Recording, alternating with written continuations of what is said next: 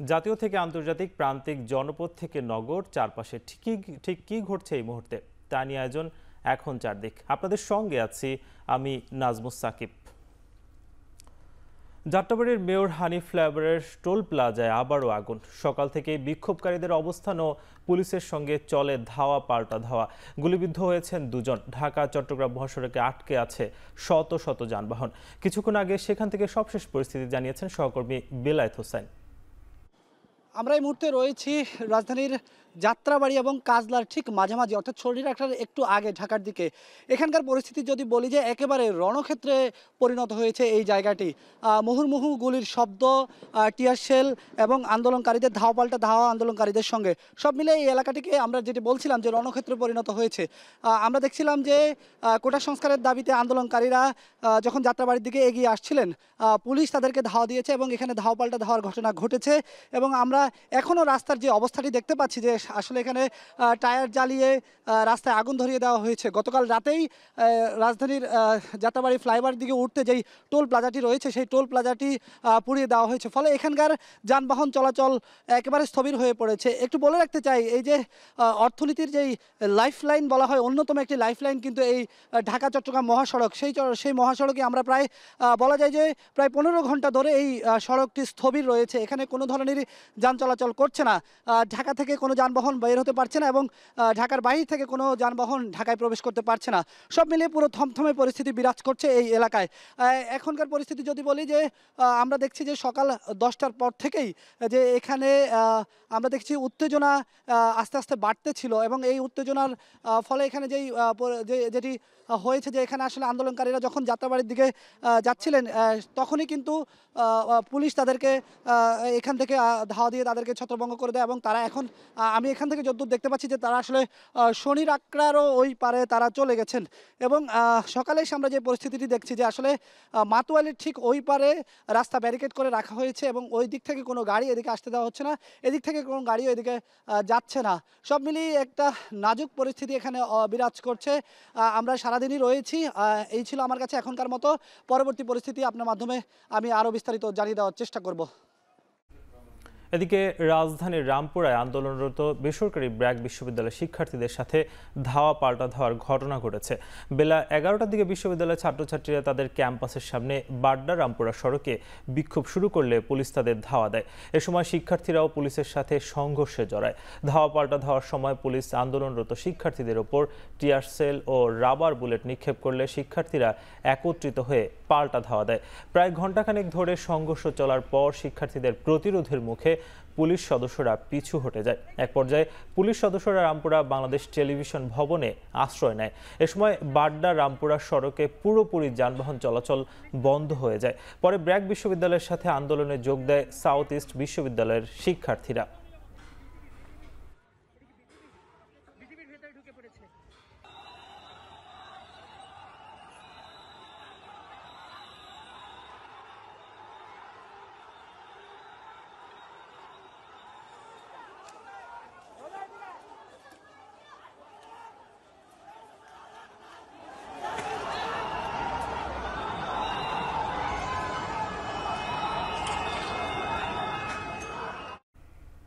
মিরপুর 1-এ আন্দোলনরত শিক্ষার্থীদের সাথে ছাত্রলীগ কর্মীদের ধাওয়া পাল্টা ধাওয়ার ঘটনা ঘটেছে। সেখানকার পরিস্থিতি জানিয়েছেন সহকর্মী রাকিবুল রাহাত। কোটা সংস্কারের দাবিতে আমরা দেখছি যে মিরপুর রোডে ডেল্টা মেডিকেল কলেজ ও হাসপাতালের শিক্ষার্থীরা তারা রাস্তায় দাঁড়িয়ে আন্দোলন করছে এবং আজকে বৈষম্য বিরোধী ছাত্র আন্দোলনের যে শাটডাউন, অর্থাৎ কমপ্লিট শাটডাউন যে কর্মসূচি তারা নিয়েছে, সেই কর্মসূচির অংশ হিসেবে আমরা দেখছি যে এখানে শিক্ষার্থীরা জড়ো হয়েছে তাদের মেডিকেল কলেজের সামনের রাস্তায় এবং তারা এখানে স্লোগান দিচ্ছে নানা ধরনের। এবং একই সঙ্গে কিন্তু আমরা দেখছি যে এই যে এখানে যারা এসেছেন তারা মূলত বলছেন যে তারা কোটা প্রথার সম্পূর্ণ সংস্কার চান এবং একই সঙ্গে গত কয়েকদিন সাধারণ শিক্ষার্থীদের উপর যে ধরনের হামলা হয়েছে এবং পুলিশের সঙ্গে যে সব সংঘর্ষ হয়েছে সেই সংঘর্ষের যেন ন্যায্য বিচার তারা পায়, সেই দাবিটিও কিন্তু তারা চাচ্ছেন বলে আমরা এখন পর্যন্ত দেখতে পাচ্ছি। তবে এখানে পুলিশের যে সদস্যরা রয়েছেন, পুলিশের সদস্যরা বলছেন যে তারা যেন তাদের ক্যাম্পাসের ভেতরে ঢুকে যায়, সেই জন্য কিন্তু আমরা এখানে দেখছি যে পুলিশের সঙ্গে তাদের একটি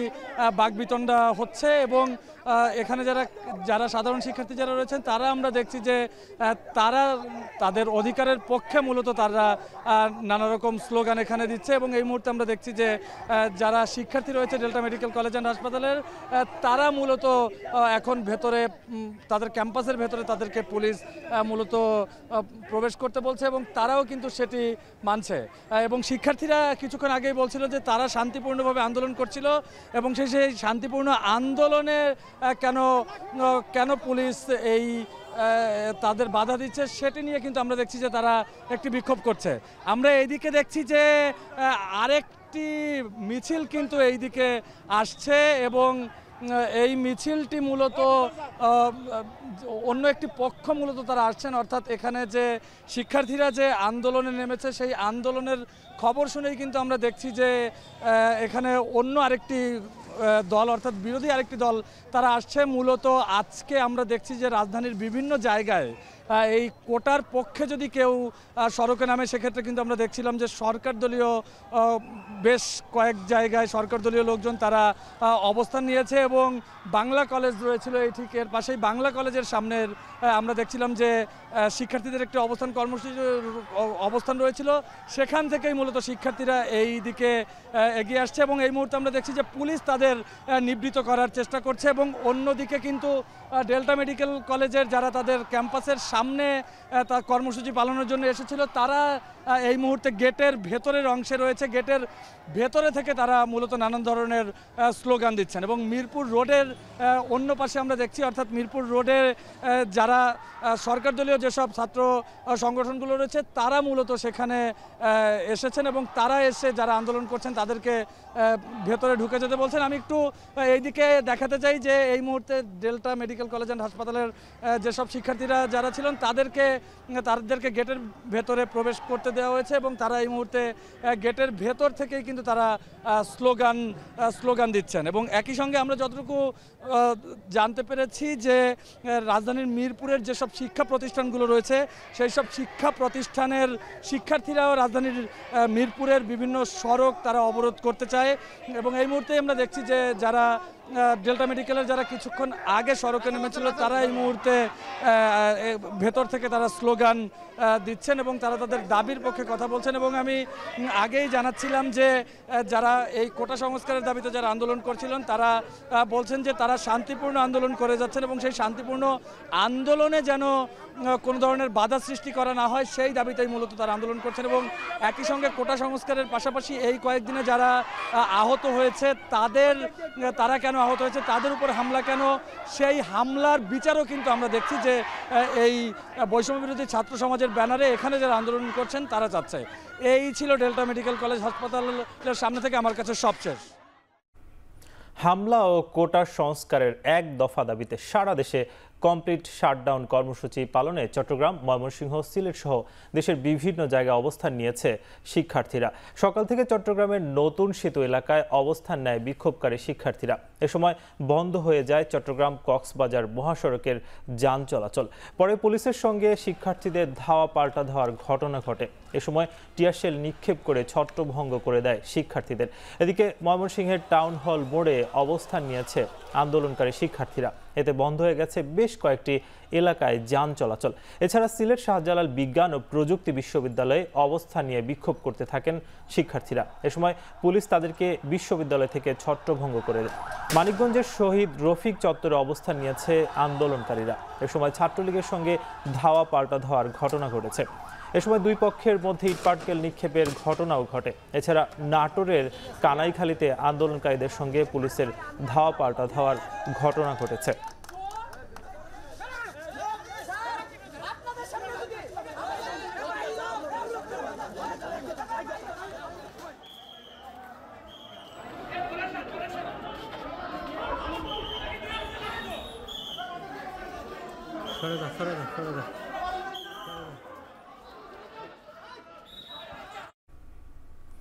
সকাল 10:30টার পর প্রায় ঘণ্টাখানেক চট্টগ্রাম কক্সবাজার মহাসড়কের নতুন ব্রিজ এলাকায় আন্দোলনকারীদের সাথে পুলিশের ধাওয়া পাল্টা ধাওয়ার ঘটনা ঘটেছে। এই সময় আতঙ্ক ছড়িয়ে পড়ে এলাকা জুড়ে।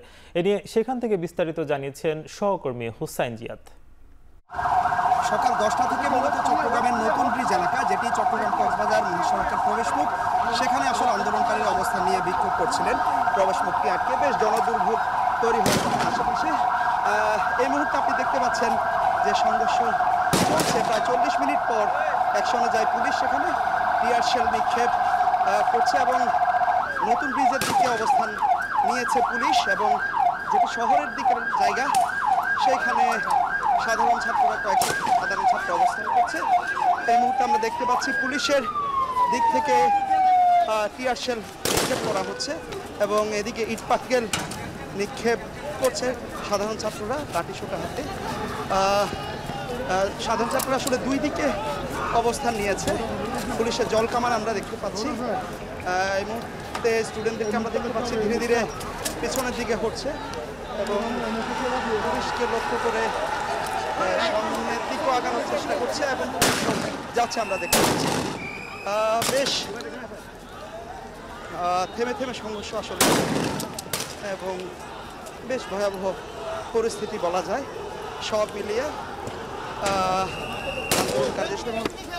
চট্টগ্রামের কথা যদি বলি, এই জায়গাটিতেই মূলত আজকে অবস্থান নিয়েছিল আন্দোলনকারী শিক্ষার্থীরা। আগেই ঘোষণা দিয়ে সড়ক প্রায় এখানে 1 ঘন্টা ধরে বন্ধ। এটি চট্টগ্রাম কক্সবাজার এবং চট্টগ্রাম থেকে বান্দরবান হয়ে যারা আসেন তারা এই পথ ধরেই আসেন। মূলত দেখতে পাচ্ছেন সংঘর্ষের মাত্রা কিন্তু ধীরে ধীরে বাড়ছে। টিয়ার শেল নিক্ষেপ করছে পুলিশ। খুব একটা দাঁড়ানো যাচ্ছে না এখানে টিয়ার শেলের কারণ। আমরা একটু পিছনে গিয়ে হয়তো এই মুহূর্তে সরে যেতে হবে আমাদের। আমরা দেখতে পাচ্ছি যে ধীরে ধীরে পরিস্থিতি বেশ খারাপের দিকে যাচ্ছে। তবে এখনো পর্যন্ত কোনো হতাহতের চিত্র আমরা এখনো পর্যন্ত দেখিনি, তো আমরা বিস্তারিত জানাতে পারব। রংপুরের বেগম রোকেয়া বিশ্ববিদ্যালয়ের শিক্ষার্থী নিহতের ঘটনায় 4 সদস্যের তদন্ত কমিটি গঠন করেছে পুলিশ। 2 সপ্তাহের মধ্যে প্রতিবেদন দাখিলের নির্দেশ দেওয়া হয়েছে। এছাড়া 2 সদস্যের আরও 2টি কমিটি করেছে বিশ্ববিদ্যালয় প্রশাসন। কমিটিতে প্রধান করা হয়েছে রংপুর মেট্রোপলিটন পুলিশের অতিরিক্ত পুলিশ কমিশনার সায়েকুজ্জামান ফারুকীকে। বৃহস্পতিবার রংপুর মেট্রোপলিটন পুলিশের অতিরিক্ত উপপুলিশ কমিশনার এসব তথ্য নিশ্চিত করেছেন। এছাড়া বিশ্ববিদ্যালয় প্রশাসনের পক্ষ থেকে 3 সদস্যের আলাদা আরও 2টি তদন্ত কমিটি গঠন করা হয়েছে। এর আগে সংঘর্ষের ঘটনায় অজ্ঞাতনামাদের আসামি করে পুলিশের ওপর হামলা, ভাঙচুর, অগ্নিসংযোগের ঘটনায় অভিযোগ এনে তাজহাট থানায় মামলা করা হয়। মঙ্গলবার কোটা সংস্কার আন্দোলনে পুলিশের গুলিতে নিহত হয় রংপুরের বেগম রোকেয়া বিশ্ববিদ্যালয়ের ইংরেজি বিভাগের শিক্ষার্থী আবু সাইদ। এখন চারদিকে নিচে ছোট্ট একটা বিরতি, ফিরছি কিছুক্ষণ পর।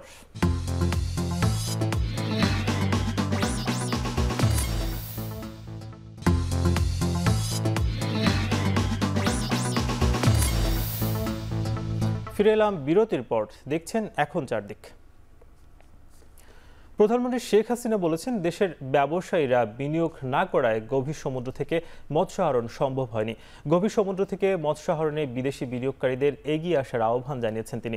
সকালে বঙ্গবন্ধু আন্তর্জাতিক সম্মেলন কেন্দ্রে বাংলাদেশ আন্তর্জাতিক aquaculture and sea food show এর উদ্বোধনী অনুষ্ঠানে এসব কথা বলেন সরকার প্রধান। সামুদ্রিক মাছ আরও আমাদের উৎপাদন বাড়ানো একান্তভাবে দরকার বলে আমি মনে করি। আমাদের বিশ্ববাজারে যদি মাছ রপ্তানি করতে হয়, তো মাছের যে মান, সেটা মানসম্মত হতে হবে। সামুদ্রিক মৎস্যজাত পণ্যের সরবরাহ নিশ্চিত করার জন্য মাছের উৎপাদন, সংরক্ষণ, প্রক্রিয়াকরণ এবং রপ্তানি চেইনের সর্বত্র কঠোরভাবে গুণগত মান নিশ্চিত আমরা করি। ইতিমধ্যে আমরা যেমন টেস্টিং ল্যাবরেটরি করে দিয়েছি। বেশ আমাদের 3টা ভালো টেস্টিং ল্যাবরেটরি আছে, কারণ আমরা বিদেশে রপ্তানি করতে হলে আমরা এই টেস্টিং ল্যাবরেটরিতে গবেষণা করেই কিন্তু প্রক্রিয়াজাত করে আমরা মাছ রপ্তানি করে থাকি। আমাদের সি রুটেও আমাদের দেশের সাথে আমাদের প্রতিবেশী দেশ অর্থাৎ বঙ্গোপসাগর, বে অফ বেঙ্গল এবং আমাদের ইন্ডিয়ান যে ওশান, এই ইন্ডিয়ান ওশনের যে কান্ট্রিগুলি, বঙ্গোপসাগরের যে দেশগুলি, এদের সঙ্গে এই সি রুটে ব্যবসা বাণিজ্য বাড়ানো, এদিকেও আমাদের একটা বিরাট সম্ভাবনা এবং সে ব্যাপারে আমরা আলোচনাও করছি, সে কাজটা আমরা করব। কোটা সংস্কার আন্দোলনের নামে যে সন্ত্রাসী তাণ্ডব চালানো হচ্ছে তার সাধারণ ছাত্রদের নয়, এটি এখন বিএনপি জামাতের আন্দোলনে সন্ত্রাসী কর্মকাণ্ডের রূপ নিয়েছে বলে মন্তব্য করেছেন আওয়ামী লীগের সাধারণ সম্পাদক এবং সেতু মন্ত্রী ওবায়দুল কাদের।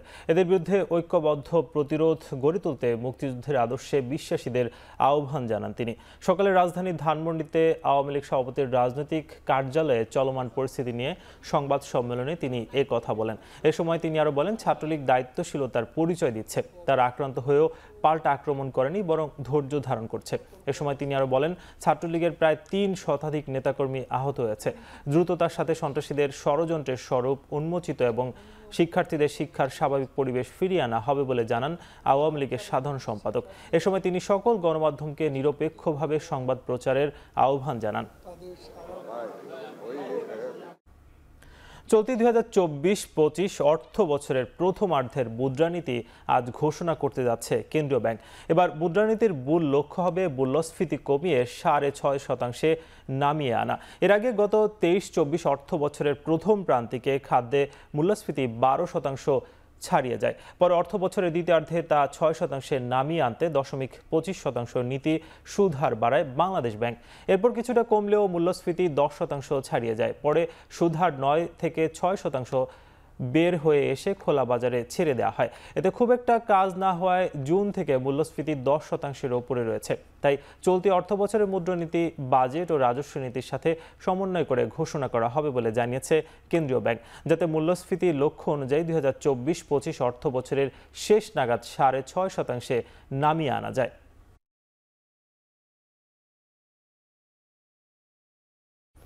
এখন চারদিকে নিচে ছোট্ট একটা বিরতি, ফিরছি কিছুক্ষণ পর।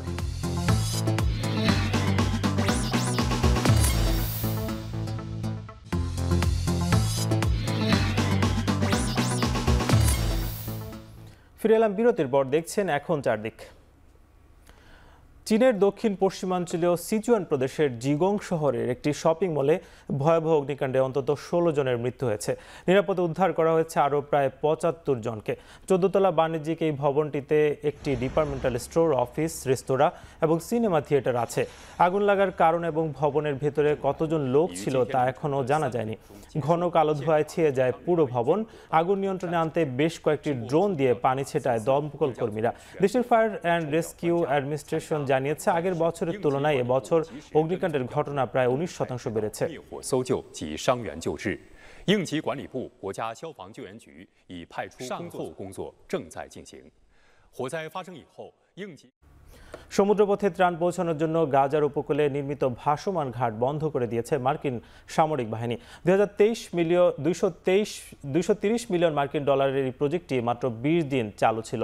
বৈরী আবহাওয়া এবং গাজার অভ্যন্তরে ত্রাণ বিতরণের চ্যালেঞ্জের মুখে পড়ে মার্কিন বাহিনী, যার ফলে হুট করেই মধ্যপ্রাচ্যের সবচেয়ে বড় ত্রাণ সহায়তার প্রোগ্রামটি স্থায়ীভাবে বন্ধ করে দেওয়া হয়। এখন সমুদ্রপথের ত্রাণগুলো ইসরায়েলের নির্মিত আশদোদ বন্দর দিয়ে আসবে।